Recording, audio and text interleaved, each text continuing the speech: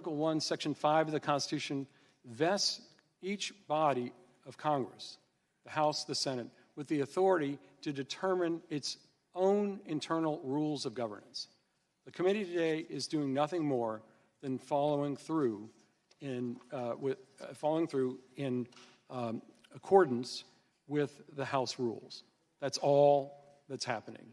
It's as simple as that.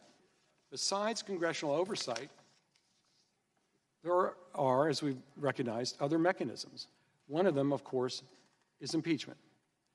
I won't dally on that right now, but one thing to recognize about the possibility of impeachment is that the House, and particularly this committee, is fully entitled to consider what evidence there may be on whether a president committed misconduct, but also what other evidence needs to be determined in order to reach a decision about whether or not to proceed further on any particular process relating to presidential misconduct.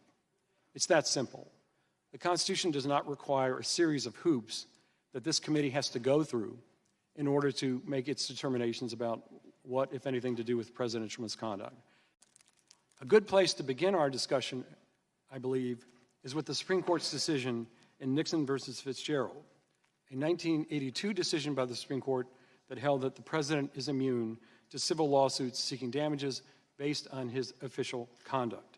Near the end of its opinion, the Supreme Court recognizes a number of other ways in which the Constitution allows for the president to be held accountable for his misconduct.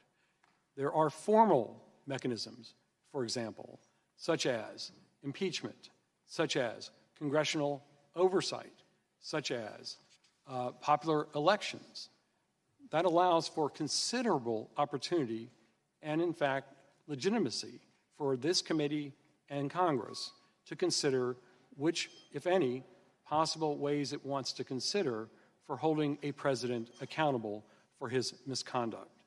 I have long believed that censure is a legitimate option for this committee to consider if and when it encounters or finds that a president or any other official has engaged in misconduct.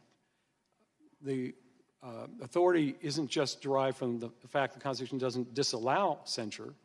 The authority is established by long-standing traditions and exercise of power within this body. For example, when Abraham Lincoln was a member of the House of Representatives, he introduced a resolution criticizing President Polk's initiating, in his opinion, the illegal Mexican War. His resolution didn't pass, but he did vote for a resolution that did pass, 82-21, holding President Polk accountable for unnecessarily initiating an unlawful war. Thank you very much for the opportunity to be here today.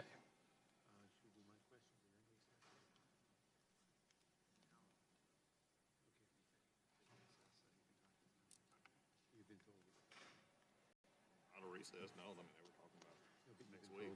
I got a brief. The committee will now stand in recess for 5 minutes, and Democratic members will meet over here, and the Republican members on their side.